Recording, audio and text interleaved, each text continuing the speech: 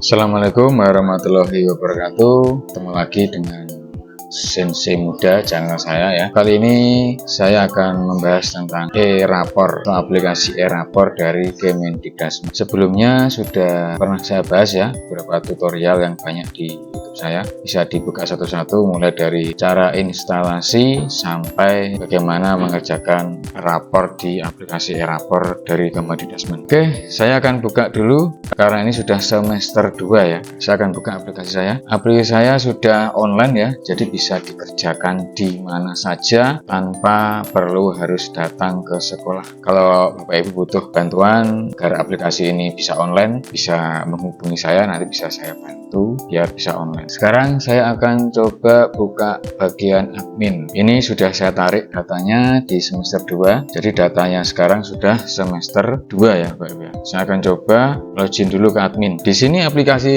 saya itu gabung dengan satu sekolah lagi yaitu SDN Datengan. Jadi selain dari SD Ngroko 1 juga gabung dengan SDN Datengan 2. Apakah bisa gabung seperti ini ya? Bisa ya. Jadi tidak harus satu sekolah, tapi bisa beberapa sekolah yang bergabung dalam satu aplikasi. Saya akan login di sekolah saya saja ya. Jadi di SDN Ngroko 1. Kemudian, nah di sini ada pilihan semester. Karena saya sudah menggunakan aplikasi ini, sekolah kami sudah menggunakan aplikasi e-rapor ini sejak 2023 ya. Jadi sejak kurikulum merdeka. Nah, maka dari itu di sini munculnya banyak sekali semesternya. Jadi mulai dari semester 2023 ganjil, kemudian sampai saat ini 2025 genap atau semester genap tahun ajaran 2025-2026. Jadi sudah 3 tahun ya ini. Otomatis kelas 6 yang sekarang lulus itu datanya sampai kelas 4 di e-rapor ini ada, tidak akan hilang ya. Sekarang saya akan login di semester genap. Coba saya masuk dulu.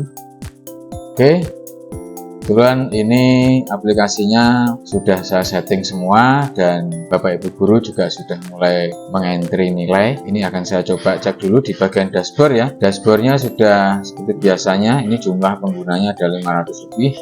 Yang online 16, guru dan kepala sekolah ada 21 ya ini. Kemudian siswa di lembaga saya itu ada 404 siswa sesuai dengan Dapodik ya. Kemudian rombelnya ada 15 dan pembelajarannya ada 100. Di bagian bawah ada rincian kerja yang sudah selesai, tapi biasanya ini tidak saya fill ya. Ini apa namanya, cuma progres saja. Kita langsung ke bagian inti. Di sebelah kiri ada panel ya, panel seperti biasa. Ini ada beberapa menu-menu, mulai profil, menampilkan profil lembaga, kemudian ada web service Dapodik.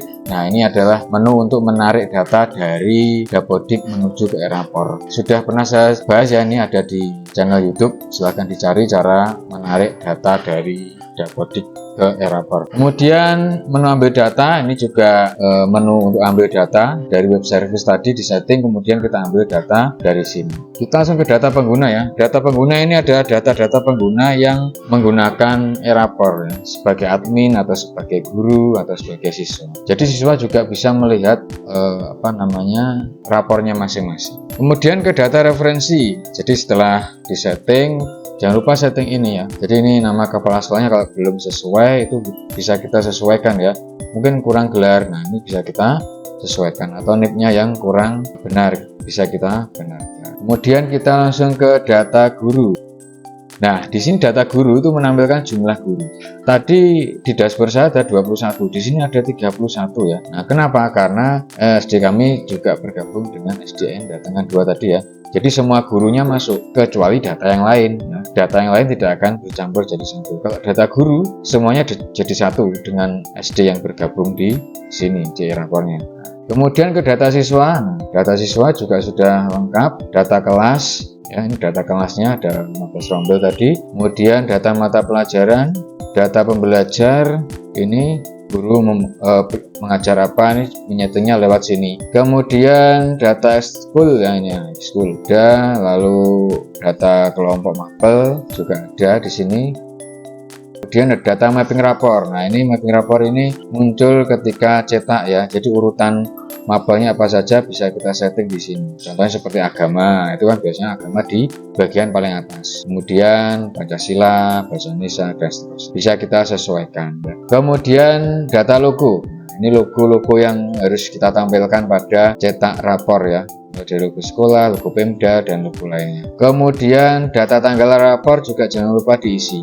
Tanggal rapor ini akan muncul di bagian cetak rapor. Jika tanggal rapor tidak diisi, nanti rapornya tidak bisa dicetak. Dia akan trouble atau mungkin loading itu aja nggak bisa tercetak karena data tanggal belum di entry. Kemudian ada foto siswa. Jika mau menambahkan foto nanti bisa tampil di bagian biodata siswa ya. Cetak biodata itu nanti bisa muncul di bagian foto siswa ini. Kemudian kita lanjut ke data kokurikuler ya. Nah ini kokurikuler bisa kita isi di sini. Kemudian kalau sudah diisi kegiatannya apa juga diisi kegiatannya. Kemudian kalau sudah kelompoknya juga harus disetting. Ya ini kelompoknya. Kita setting di sini. Terus kita ke status penilaian. Perhatikan nih status penilaian. Kita lihat kalau sebagai admin kita bisa ngecek siapa saja yang sudah mengentri nilai seperti ini misalnya. Nah ini agama Islam sudah ada 17 data yang masuk, agama Kristen 7 data, dan kalau masih merah ini berarti belum di entry oleh guru mapel atau guru kelasnya. Kita lihat lagi, coba kelas 1B. Nah ini sudah di entry cukup lengkap ya. Untuk olahraga ini belum. Nah ini dia ya cuma olahraga yang belum, yang lain sudah lengkap semua. Jadi ini berarti sudah di entry oleh guru mapel atau guru kelasnya. Kemudian kelas yang lain sama ya tampilannya, tinggal kita cek satu-satu sebagai admin. Jadi nanti kita bisa melihat siapa yang belum mengentry. Kemudian ada statistik nilai rapor di sini. Statistik nilai rapor kita bisa melihat contoh misalnya kelas 6 ya. Coba saya lihat kelas 6 yang sudah lulus. Nah ini statistik nilai rapor. Jadi ada nilai terendah, nilai tertingginya ada di sini ya. Nah, bisa kita cek. Kemudian di sini ada perkembangan nilai. Nah ini ya. Contoh misalnya kelas 6 lagi kita coba. Nah di sini kita bisa cek satu-satu ya. Misalkan satu anak ini, Raffi ini misalnya. Nah bisa kita cek perkembangan nilai mulai dari kelas 4. Nah ini 4. Kenapa kok kelas 1 tidak ada di sini? Karena mulainya kurikulum merdeka itu tahun 2022-2023 ya masalah ya. Nah bertepatan dengan anak ini dulu waktu kelas 4 itu pertama kali kumer. Nah, makanya di sini aplikasinya munculnya di kelas 4. Kelas satunya tidak ada karena belum menggunakan e-rapor kurikulum merdeka. Jadi mulainya di kelas 4, 5, 6. Jadi lengkap ini ya. Mulai nilai kelas 4, 5, 6 lengkap, tidak akan hilang. Beda lagi dengan yang belum pernah menggunakan e-rapor, pasti datanya tidak ada di sini. Kemudian kita coba cek grafik nilai di sini. Coba kita cek kelas 6 lagi ya, yang tadi. Coba semua siswa. Nah, ini perhatikan di sini ada grafiknya dan di sini juga muncul ya. Mulai semester 7, 8, 9, 10, 11, 12. Jadi mulai kelas 4. Ya, karena mulainya anak kelas 6 ini dulu di kelas 4 umernya pertama kali. Kalau kita lihat di kelas misalnya kelas berapa ya? Coba kelas 4. Kelas 4 coba kita lihat. Nah, ini kelas 4 ini ya. Masuk datanya di sini. Nah, ini berarti mulai ke kelas berapa ini? Kelas 3 ya. 1 2 3. Ini kelas 3, kelas 4. Kemudian kelas 5, 6. Nah ini belum ada karena belum naik kelas. Nah ini yang data-data dulu masih ada ya, tidak akan pernah hilang. Jadi selama menggunakan e-rapor secara konsisten, maka database itu pasti tersimpan, tidak akan pernah hilang. Jadi kalau ada rapor yang mungkin rusak atau hilang, bisa kita cetak kembali sesuai dengan tahun ajarannya ini. Nah jika kita harus melihat tahun ajaran berapa, nanti loginnya di tahun ajaran tersebut.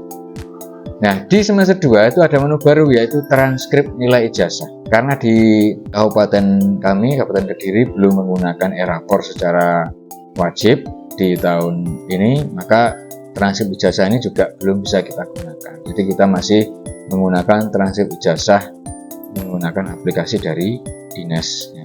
Mungkin tahun ini, tahun berikutnya nanti bisa kita pakai e-rapor ya. Jadi di semester 2 itu pasti muncul transkrip nilai ijazah. Kalau semester 1 tidak, ini menu ini tidak akan muncul di semester 1. Munculnya di semester 2 karena semester 2 itu ada nilai ijazah khusus kelas 6 saja. Berikutnya ada cetak nilai. Ini bisa kita cetak legger ya. Jadi legger itu menampilkan semua nilai yang sudah terentry. Mulai dari kelas 1 sampai kelas 6 bisa kita cetak per semester. atau semua semester ya. Jadi kita bisa melihat mulai semester yang masuk di dalam e-rapor bisa kita lihat. Nah, ini nilai tersimpan di sini. Kemudian ada nilai cetak pelengkap rapor. Ini kemudian ada nilai rapor, lalu ada kirim nilai ke Dapodik. Nah, ini kalau mungkin sudah selesai entry bisa kita kirim nilainya ke Dapodik ini ya. Jadi kita bisa kirim nilai. Nah, ini bisa kita kirim nilainya ke Dapodik ini ya, dengan menggunakan web service Dapodik. Nah, itu ya. Ini. Kemudian ada backup. Jadi setelah e-rapor itu selesai, itu bisa kita backup. Nah, ya kita bisa. Jadi untuk pengamanan data. Loh, Pak, padahal e-rapor ini baru ada itu tahun kemarin ya, tahun 2025. Kenapa kok bisa sampai tahun 2023 masuk di sini? Karena tahun 2023 itu dulu belum e-rapor Didasmen, tapi masih rapor SP. Pengembangnya sama ya, dari Bapak Inyoman Pasek dari Bali gitu, pengembangnya. Nah, terus tahun 2025 e-rapor SP ini berhenti. Jadi berhenti terus beralih di Kemdidasmen dengan pengembang yang sama. Nah, makanya data saya dari tahun 2023 ada ya. Karena dari e-rapor SP menuju ke e-rapor Kemdidasmen itu satu aplikasi, hanya beda kalau dulu kan yang mengembangkan Bapak Inyoman Pasek, sekarang sudah diakui oleh Kemdidasmen, tapi developernya tetap sama ya. Nah, oke, mungkin itu tentang aplikasi e-rapor kali ini. Untuk pertemuan berikutnya saya akan bahas lagi di semester 2 ini tentang aplikasi e-rapor yang mungkin perlu kita bahas. Terima kasih. Assalamualaikum warahmatullahi wabarakatuh.